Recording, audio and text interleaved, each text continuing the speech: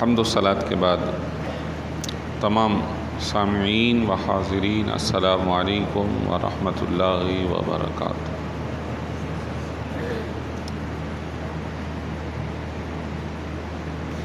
سب سے پہلے دعا کرتے ہیں اللہ تعالیٰ ان تمام بارش اور سیلاب میں انتقال ہونے والے مسلمانوں کی بخشش فرمائے، جو اس میں بہہ گئے، بچے، خواتین، بڑے، اور اللہ تعالیٰ ان کے اہل خانہ کو صبر جمیل عطا فرمائے۔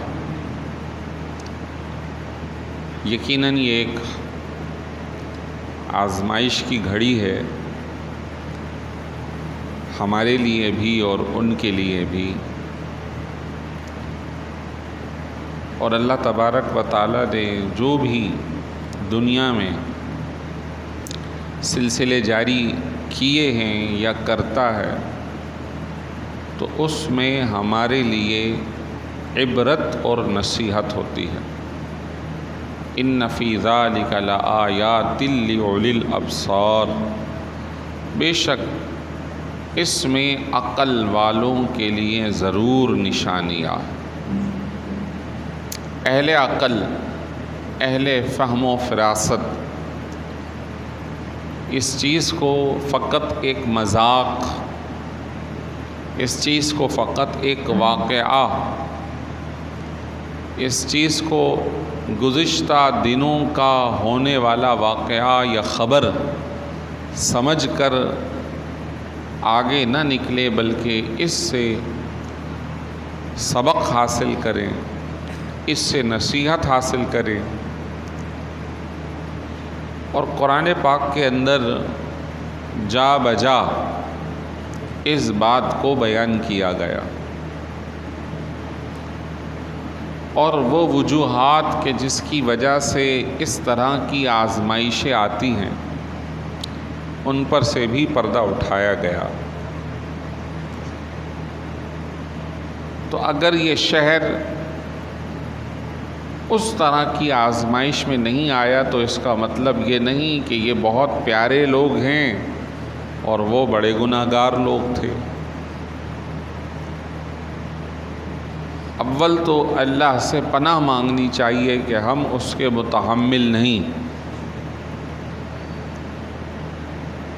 اور وہ قادر مطلق ہے، جب چاہے جس طرح چاہے آزمائش فرما سکتا ہے۔ اگر بنیادی اور حقیقی اسباب کی طرف جائیں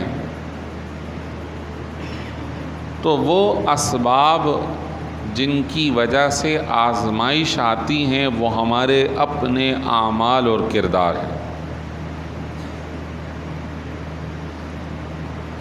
وہ عمل کہ جس کی وجہ سے سابقہ امتوں میں پوری امت کو تباہ کر دیا گیا، وہ ساری خرابیاں اس وقت امت مسلمہ میں موجود ہیں۔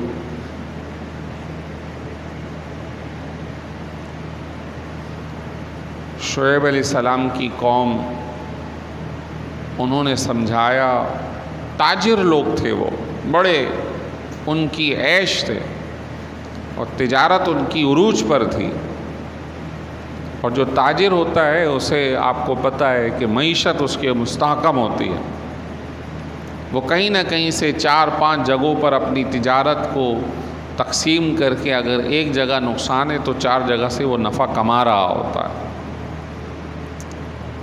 اس تاجر گروپ کو، اس پوری قوم کو اللہ نے برباد فرما دیا، اور وجہ اس کی یہ تھی کہ وہ اپنی تجارت میں پیسے پورے لیتے تھے، سامان کم دیتے تھے۔ ان کے ناپ تول کا مسئلہ تھا، اور اگر کسی سے خریدتے تو اس کی اتنی برائیاں بیان کرتے کہ اس کی 100 کی چیز 50 میں خریدتے، اسے ڈی موٹیویٹ کر ڈی ویلیو کر کے، اس کے نقص نکال کے۔ بتائیے کیا آج تاجر طبقہ یہ کام نہیں کر رہا؟ کر رہا ہے، بالکل کر رہا ہے۔ وہ پیسے پورے بٹور رہا ہے، اپنے نفع میں ذرہ برابر کمی نہیں آنے دیتا۔ اس کا پروفٹ جو ہے وہ اس کا مارجن وہ پورا رہتا، لیکن جو سامان ہے اس کی ویلیو یا قدر دن بدن گھٹتی ہی چلی جا رہی ہے، اس کی کوالٹی گرتی ہی چلی جا رہی ہے۔ ہماری قوم میں وہ موجود ہے۔ حضرت موسیٰ علیہ السلام کا زمانہ ہے، تو مد مقابل جو تھا وہ فرعون تھا اور اس کی قوم تھی۔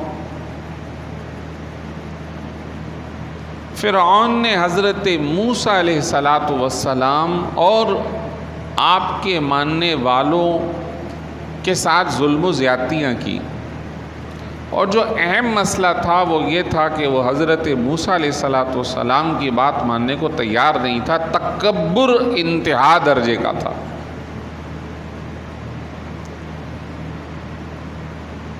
تو اللہ تبارک و تعالیٰ نے انہیں مختلف آزمائشوں میں ڈالا۔ اس میں سے ایک آزمائش یہ تھی وَلَقَدْ أَخَذْنَا آلَ فِرْعَوْنَ بِالسِّنِينَ، کہ ہم نے آل فرعون کو، جو کہ غالب قوم تھی، معیشت کی پریشانی میں مبتلا کیا تھا، خصوصاً قحط میں مبتلا کیا تھا۔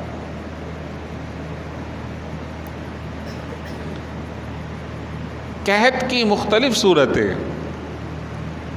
ایک صورت تو یہ ہے جو ہم سمجھتے ہیں کہ بارش آنا بند ہو گئی، یہ قحط ہے۔ سرکار دو عالم صلی اللہ علیہ وسلم کی ایک حدیث شریف ارشاد فرمایا لیست السنۃ بألا تمطرون، قحط صرف یہی نہیں کہ تم پر بارش کو روک دیا جائے، وَلَكِنَّ السَّنَةَ أَن تُمْطَرُونَ وَتُمْطَرُونَ وَلَا تُنبِتُ الْأَرْضَ شَيْئًا، تم پر بارش برسائی جائے، اتنی برسائی جائے حتیٰ کہ زمین اپنی ہریالی اگانا چھوڑ دے۔ یہ بھی قحط سالی کی علامت ہے۔ اتنی برسائی جائے گی، اتنی برسائی جائے گی کہ تمہاری زمینیں اگانا چھوڑ دے گی۔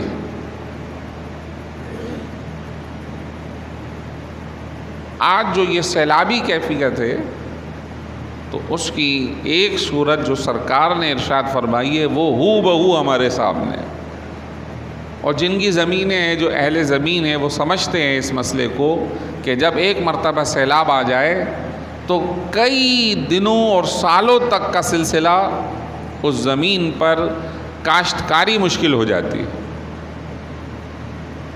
وہ پانی اس کے اندر سوکھتا نہیں، کیچڑ رہتی ہے، دلدل رہتی ہے، اور اس کے اندر مزید اس طرح کی کیفیت پیدا ہو جاتی ہے کہ وہ کسی شے کو اگانے کے قابل نہیں رہتی۔ یہ تو اللہ کی آزمائش ہے، لیکن اس کے باوجود قوم اس آزمائش کو سمجھ نہیں رہی۔ اب ایسے میں جو اس وقت پرامن ہیں الحمدللہ، انہیں چاہیے کہ اپنے دوست احباب، اپنے عزیز و قارب، اپنے اہل علاقہ، اپنے اہل وطن کا ہاتھ تھامیں کہ سرکار دو عالم صلی اللہ علیہ وسلم نے فرمایا من نفس عن اخیہ المسلم قربۃ من قرب الدنیا نفس اللہ عنہ قربۃ من قرب الآخرہ۔ کہ جو اپنے کسی مسلمان بھائی کی تکلیف دنیا میں دور کر دے گا، اللہ قیامت میں اس کی تکالیف کو دور فرما دے گا۔ من سترہ اللہ فی الدنیا والآخرہ، من ستر علی اخیہ المسلم سترہ اللہ فی الدنیا والآخرہ، اور جو اس دنیا میں اپنے مسلمان بھائی کی پردہ پوشی کرے گا، ایک تو اس کے عیب کا مسئلہ ہے اور ایک اس کے ستر کو ڈھانپے گا، اسے کپڑے پہنائے گا۔ اگر عیب پوشی کا مسئلہ ہو تو اللہ کل اس کے گناہوں پر پردہ ڈال دے گا، اور اگر لباس کا مسئلہ ہو تو اللہ کل اسے جنتی حلے پہنا دے گا۔ اور فرمایا واللہ فی عون العبد ما کان العبد فی عون اخی، صحیح مسلم کی حدیث ہے کہ جب تک بندہ اپنے کسی مسلمان بھائی کی مدد کرتا رہتا ہے تو اللہ بھی اس مدد کرنے والے کی مدد فرماتا رہتا ہے۔ تو یقیناً ان کے لیے قوم کو سہارا بننا چاہیے، اور الحمدللہ عوامی سطح پر بھرپور پذیرائی ہو رہی ہے، کام ہو رہا ہے، لیکن افسوس صد افسوس کہ بھینسوں کی لڑائی جاری ہے۔ افسوس صد افسوس، آپس کی لڑائیاں جاری ہیں اور قوم تکلیف میں مبتلا ہے، ریس جاری ہے، قوم تکلیف میں مبتلا ہے۔ یہ صحیح نہیں ہے، یہ صحیح نہیں ہے۔ کل ان حکمرانوں سے ضرور سوال ہوگا، سربراہوں سے ضرور سوال ہوگا۔ ایسے بھی واقعات رپورٹ ہوئے ہیں اور ہو بھی رہے ہیں کہ جو غالب طبقہ ہے انہوں نے اپنی زمینوں کو بچا لیا اور غریبوں کی طرف اس پانی کو موڑ دیا۔ لوگ بہہ گئے، مویشی بہہ گئیں، زمینیں خراب ہو گئیں۔ اس سیاسی، اس غالب، اس سیٹھ، اس زمیندار کی زمین خراب نہیں ہونی چاہیے۔ کل اس کا بھی جواب دینا ہوگا، چاہے وہ جو بھی ہو، کہ ایسے وقت میں تو قوم کا سہارا بننا چاہیے کہ جب اللہ نے تمہیں مال دیا، حوصلہ دیا، طاقت دی، ہر چیز سے نوازا ہے، ایسے میں تو تمہیں غریبوں کا ہاتھ تھامنا چاہیے تھا۔ اپوزٹ صورت نظر آتی ہے، لیکن کر لے جو کرنا ہے آخر موت ہے۔ خزانے فرعون جیسے اب تک کسی کے نہیں بنے کہ جس کی چابیاں اونٹوں پر اٹھائی جایا کرتی تھیں۔ چابیاں، خزانہ نہیں، چابیاں۔ ایسے خزانے اب تک سامنے نہیں آئے۔ اور پھر یہ جو مال ہے، یہ جو مال دنیا ہے، اگر جائز طریقے سے ہو تو بالکل جائز ہے اس کو حاصل کرنا، اور اگر ناجائز طریقے سے ہے تو پھر فرمایا کہ غریب شخص امیر کے مقابلے میں 500 سال پہلے جنت میں داخل کر دیا جائے گا، اور امیر 500 سال تک اپنے مال کا جواب دینے کے لیے کھڑا ہوا ہوگا، اور جب تک وہ جواب نہیں دے پائے گا اپنا پاؤں نہیں ہلا سکے گا۔ یہ بہت بڑی بات ہے، یہ بہت بڑی بات ہے۔ حدیث مبارک کے اندر ارشاد فرمایا گیا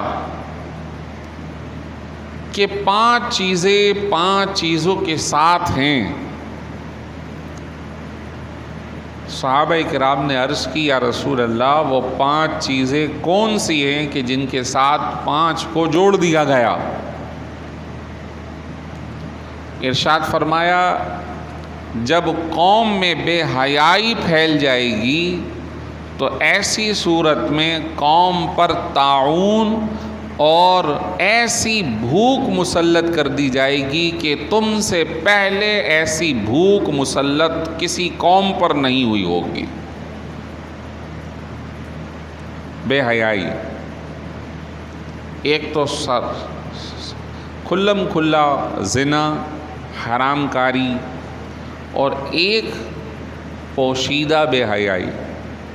آج کا زمانہ یقیناً اس میں کوئی 4 آنے، کوئی 2 آنے اور کوئی 10 آنے مبتلا ہو گیا ہے۔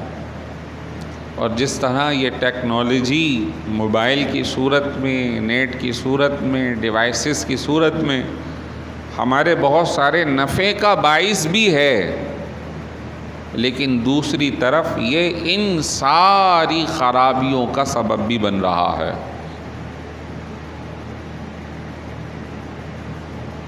قوم کو سمجھانے والا کوئی نہیں ہے، اور ہر ایک دوسرے سے چھپا پھر رہا ہے، اور سمجھانے والے کو برا سمجھا جاتا ہے۔ یاد رکھیے سرکار دو عالم صلی اللہ علیہ وسلم کی ایک حدیث مبارک، درود شریف پڑھے، اللہم صلی علی سیدنا و مولانا محمد معدن الجود والکرم۔ ایک حدیث مبارک کے اندر سرکار دو عالم صلی اللہ علیہ وسلم نے بنی اسرائیل یعنی ہم سے پچھلی قوم کا تذکرہ کیا، اور فرمایا اللہ تبارک و تعالیٰ نے ایک قوم کو عذاب دینے کا ارادہ فرمایا تو فرشتوں کو حکم ہوا جاؤ اس بستی کو الٹ دو۔ عرض کی گئی مولا وہاں پر تیرا ایک عبادت گزار بندہ ہے جو اپنی عبادت گاہ معبد خانے میں شب و روز تسبیحات پڑھنے میں مصروف ہے، اس کا کیا؟ فرمایا اس کو بھی عذاب میں مبتلا کرو۔ عرض کی مولا وہ تو گناہ میں مبتلا نہیں، فرمایا کہ وہ اپنے ارد گرد والوں کو سمجھا کیوں نہیں رہا؟ امر بالمعروف و نہی عن المنکر، نیکی کا حکم اور برائی سے روکنا، اگر یہ ہم کام اپنے آپ کو بھی گناہوں سے روکیں اور اپنے اڑوس پڑوس، اپنے ماتحت لوگوں کو بھی اس کی ترغیب دلائیں، نصیحت کریں۔ بزرگوں کا حال یہ ہوتا تھا کہ ان کی مجلس اتنے اعمال خیر کا باعث نہیں بنتی تھی جتنی ان کی تنہائی اعمال خیر کا سبب ہوتی تھی۔ جب انہیں تنہائی میسر ہوئی اور وہ اللہ کی ایسی عبادت کرتے تھے، اللہ اکبر۔ اور اب ہم اپوزٹ سمت میں چل رہے ہیں، کھل کر بھی گناہ ہو رہے ہیں اور پوشیدگی میں وہ گناہ بڑھ گئے ہیں۔ قوم اللہ کی بارگاہ میں توبہ کرے، استغفار کرے کہ اللہ قادر مطلق ہے، یہ نہ سوچے کہ وہ تکلیف میں آیا ہے میں تو بہت ستھرا ہوں، نہیں، اللہ کی بارگاہ میں توبہ کرنی چاہیے قوم کو۔ فرمایا قوم کے اندر اگر بے حیائی پھیل جائے گی تو ایسی بھوک مسلط کی جائے گی جو تم سے پہلے کبھی نہیں کی گئی ہوگی۔ آج ہم سن رہے ہیں نا، ریکارڈ ہو گیا ہے، اتنی مہنگائی کہ 50 سالوں پہلے کوئی نہیں ہوئی، اتنے سالوں پہلے نہیں ہوئی، ایسا ہوا۔ یہ بھی ایک سبب ہے۔ لہذا اللہ کی بارگاہ میں استغفار کرنا چاہیے۔ سب پڑھیں استغفر اللہ ربی من کل ذنب واتوب الیہ۔ اللہ کی بارگاہ میں توبہ کریں، رجوع کریں، ہم سب کو چاہیے۔ ہم سب ہی کہیں نہ کہیں اللہ کے حکم کی خلاف ورزی کے اندر مبتلا ہو گئے ہیں۔ اللہ کے حضور 2 رکعت نماز ادا کریں، صلاۃ التوبہ، اور اللہ کی بارگاہ میں ہمیں رجوع کرنا چاہیے، اس کی بارگاہ میں سجدہ ریز ہونا چاہیے کہ یہ ہماری نافرمانی کہیں ہمیں اور ہماری قوم کو برباد نہ کر دے۔ اللہ تعالی ہماری توبہ قبول فرمائے، ہمیں پکی توبہ نصیب فرمائے۔ فرمایا دوسرے نمبر پہ تول میں کمی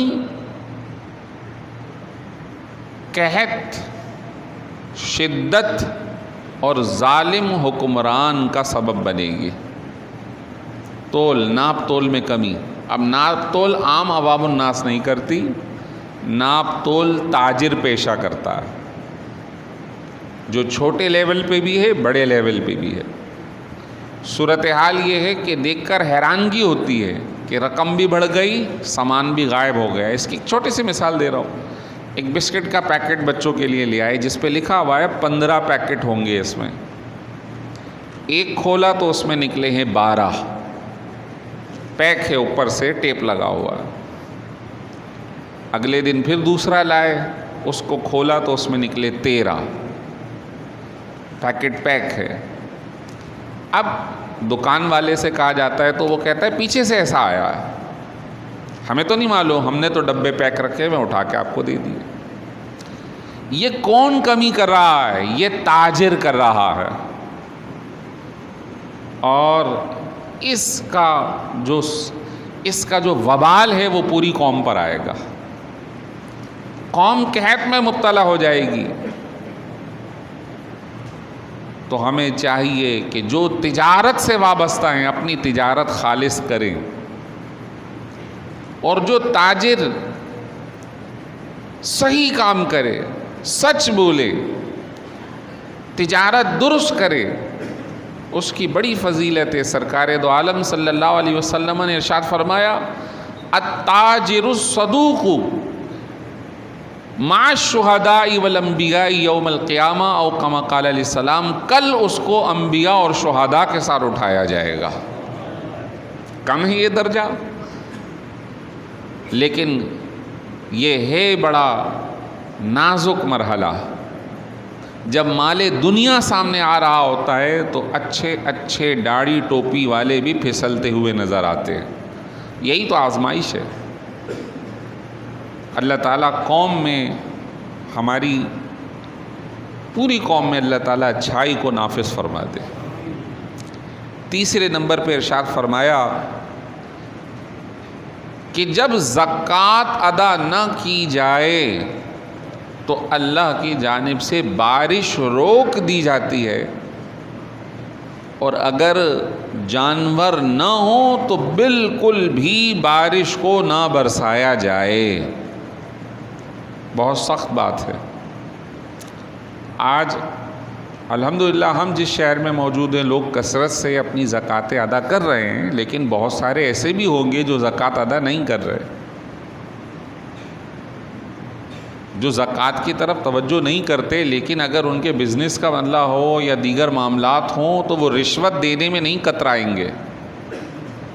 वो लोगों को हराम तरीके से अपनी तिजारत को या अपने मामलात को या अपने जो भी मामला फंसा हुआ है उसे निकालने के लिए लाखों रुपए देने को तैयार हो जाएंगे, लेकिन वो अल्लाह के हुक्म के मुताबिक ज़कात अदा करने को तैयार नहीं होंगे। ये भी एक सबब है जो हदीस शरीफ में बयान किया गया कि अगर ज़कात की अदायगी वक्त पर ना हो, अब यहाँ पे मुख्तलिफ हीले बहाने होते हैं। किसी से सुन लिया तो हीला भी हर जगह नहीं चलता, अल्लाह दिलों के भेदों को जानता है।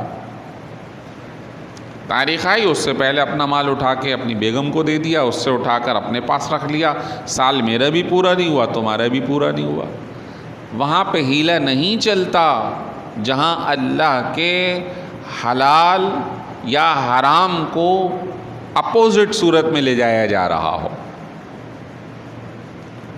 ज़कात के पैसे भरे, ऊपर से आम की 2-4 परत लगाई, अपनी किसी खादिम को, काम करने वाली को दे दी, और बाद में बाहर से उसी से वो पेटियां ख़रीद ली, तो वो सारे के सारे पैसे वापसी जेब में आ गए।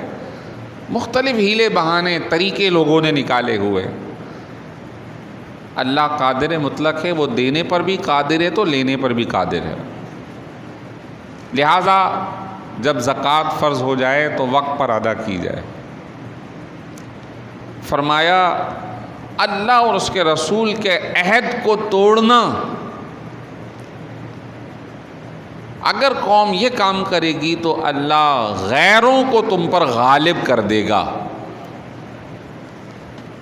आज आपने ये जुमला सुना होगा, वादा वो क्या जो वफ़ा हो जाए, یہ جملہ عام ہے، جبکہ اللہ اور اس کے رسول سخت حکم دیتے ہیں، یا ایھا الذین آمنوا اوفوا بالعہد ان العہد کان مسئولا، اے ایمان والو عہد کو پورا کرو، عہد کے بارے میں ضرور پوچھا جائے گا۔ کتنے وعدے یہ سیاستدان کرتے ہیں، آپ کے ووٹ لینے سے پہلے ہم یوں کر دیں گے، ہم یوں کر دیں گے۔ آپ کسی سے کام نکلوانے کے لیے، میں کسی سے اپنا کام نکلوانے کے لیے، نعوذ باللہ اللہ ہم سب کو محفوظ رکھے، یہ بہت ہی خطرناک بات ہے۔ اور اب صورتحال ہمارے پاس ہے کہ ہماری اپنی کوئی پالیسی نہیں، فلاں نے چاہا کر دو لوگوں پر ظلم، فلاں کی شرط ہے کر دو پوری، کیونکہ ہم اپنے وعدوں کے وفا کرنے والے نہیں تو پھر غالب ہم پر حکومت کر رہا۔ اور آخری حصہ بہت ہی اہم، جب اللہ اور اس کے رسول کے حکم کے خلاف فیصلے ہونے لگیں اور اللہ اور اس کے رسول کے احکام کا مذاق بنایا جا رہا ہو، تو ایسی صورت میں قوم تنگی میں، حرج میں مبتلا کی جائے گی اور آپس میں لڑائیوں میں مبتلا کی جائے گی۔ کیا سب کو نہیں پتا کہ سود حرام ہے، ناجائز ہے؟ تو سپریم کورٹ والے ہمارے جو صاحبان ہیں وہ آج تک یہ فیصلہ کیوں نہیں دے پا رہے؟ وہ حکمران جو اسٹے لے رہے ہیں وہ اپنی آخرت کیوں برباد کر رہے ہیں؟ کیا یہ کھلی بات نہیں ہے؟ آج تنگی اور حرج میں مبتلا ہونے کا ایک سبب اللہ اور اس کے رسول کے حکم کی صریح خلاف ورزی۔